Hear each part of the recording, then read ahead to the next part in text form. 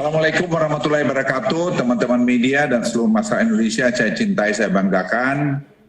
Pada kesempatan hari ini izinkan saya kembali memberikan informasi perihal penanganan pandemi COVID-19 khususnya di wilayah Jawa Bali. Dalam kesempatan pertama ini saya perlu menyampaikan bahwa kebijakan dan pelaksanaan PPKM yang pemerintah ambil hingga hari ini tetap mengikuti level asesmen PPKM yang telah kami sesuaikan seperti minggu lalu dengan memberi bobot lebih besar terhadap perawat inap rumah sakit.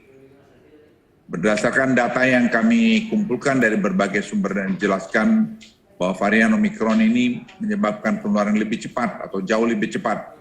Bahkan di beberapa negara seperti Amerika Serikat, Israel, Prancis, dan Jepang, angka kematian terkonfirmasi COVID-19 juga sudah mulai melewati puncak Delta. Namun pola yang berbeda juga terjadi di negara lain seperti India dan Afrika Selatan. Untuk itu pemerintah terus melakukan pembaharuan data, meminta masukan dari berbagai ahli dalam bidangnya dan menganalisis perkembangan yang terjadi di seluruh negara sehingga kita bisa mendapatkan masukan dalam penanganan Omikron ini sehingga proses pengambilan keputusan itu benar-benar kita lakukan secara holistik. Tren kenaikan kasus COVID-19 di Indonesia meningkat sangat pesat. Namun secara umum dampak terhadap rumah sakit dan kematian secara keseluruhan relatif masih jauh lebih kecil dibandingkan dengan Delta. Sebagai contoh, kenaikan kasus di Provinsi DKI Jakarta, Jawa Barat, dan Banten meningkat sangat pesat, namun angka perawatan rumah sakit dan kematian masih relatif rendah dan lebih kecil dibandingkan gelombang Delta. Namun untuk Provinsi Bali perlu mendapat perhatian khusus karena terdapat tren penambahan kasus juga melebihi puncak Delta. Tapi angka keterisian rumah sakit juga meningkat tapi masih tetap dalam borderline. Teman-teman media dan seluruh masyarakat Indonesia saya cintai, ini saya perlu mendapat perhatian mengenai perawatan rumah sakit. Perlu kami sampaikan bahwa 65% pasien yang dirawat saat ini memiliki gejala ringan dan tanpa gejala. Yang kita minta jangan masuk rumah sakit, tapi masuk saja di isoter, karena cukup dengan di isoter. Nah, dari data ini saya minta dipegang betul-betul dan minta perhatian pada kita semua, terutama orang-orang yang menganjurkan tidak vaksin. Dari 356 pasien meninggal dari sejak Omikron di jalan, 42% itu memiliki komorbid. Saya ulangi, 42% memiliki komorbid. 44% lansia. Dan ini yang ingat, 69% belum divaksinasi lengkap. Jadi kelompok komorbid, saya mohon yang punya hipertensi, diabetik, dan komplikasi perlu mendapat perhatian. Jadi saya mohon orang-orang yang menggunakan atau dirinya untuk menganjurkan jangan vaksinasi, Anda tuh bertanggung jawab di komunitasmu kalau ada orang yang meninggal karena tidak divaksin. Jadi saya minta betul karena data, kita bicara pakai data. Jadi data ini menunjukkan itu tuh 69% yang belum divaksin itu yang data meninggal di angka yang terakhir ini. Mayoritas dari pasien dirawat berat, kritis, dan meninggal dunia adalah para lansia. Jadi saya mohon yang lansia kalau Anda belum vaksin, cepat-cepat vaksin sana. Kemudian oleh karena itu pemerintah akan melakukan kebijakan-kebijakan proteksi untuk para kelompok rentan tersebut di atas terutama para lansia yang belum divaksinasi lengkap. Ini betul-betul kami himbau supaya Bapak Ibu sekalian jangan mendengarkan masukan-masukan yang tak jelas itu. Kita bicara data dan keselamatan Anda dan keluarga dan sekeliling. Berdasarkan data-data tersebut di atas, pemerintah telah mengambil kebijakan-kebijakan sebagai berikut. Mendorong percepatan vaksinasi terutama dosis 2 untuk para lansia dan kelompok rentan lain seperti juga penyediaan vaksin booster yang cukup untuk seluruh masyarakat Indonesia. Presiden telah memerintahkan Panglima TNI, Kapolri, Kepala BIN, dan Kepala BKKBN untuk beraksi di lapangan.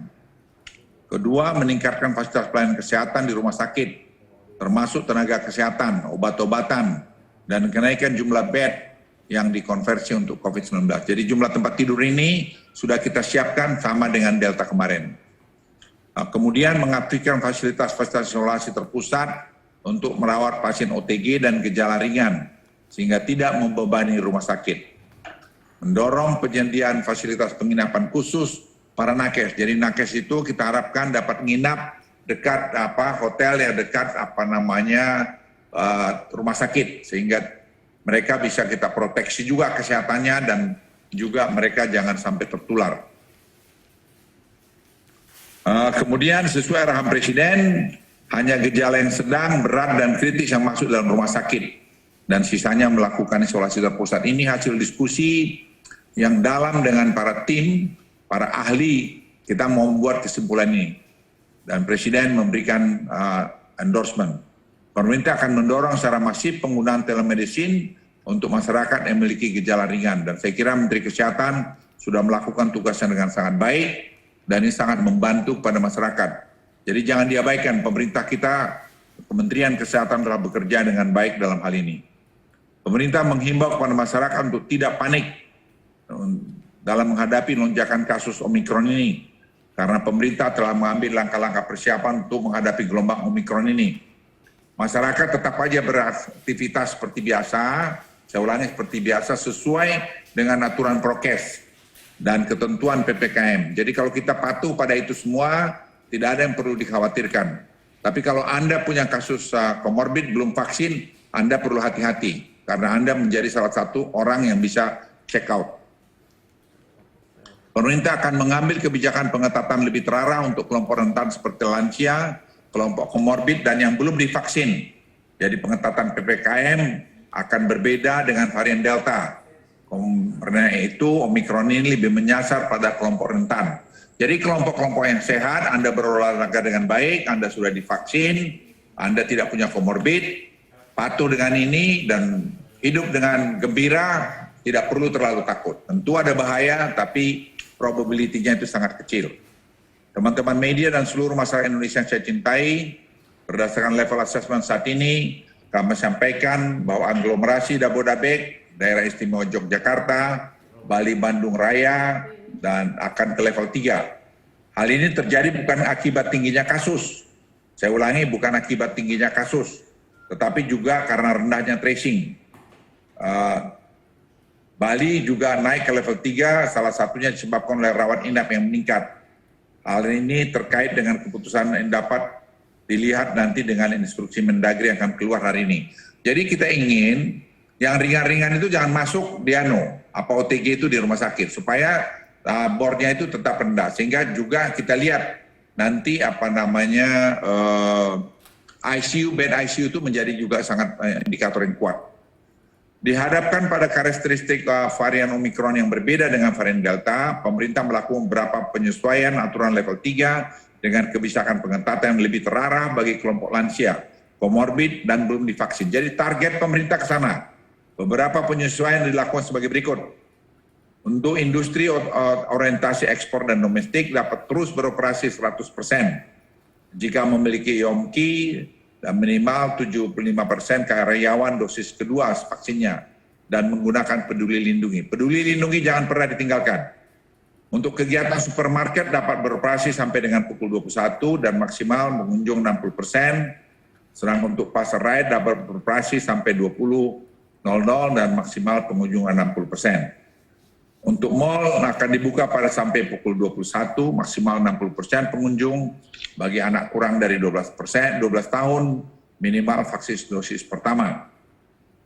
Dan tempat bermain anak serta tempat hiburan dapat dibuka maksimal 35% dan wajib bukti vaksinasi dosis untuk anak di bawah 12 tahun.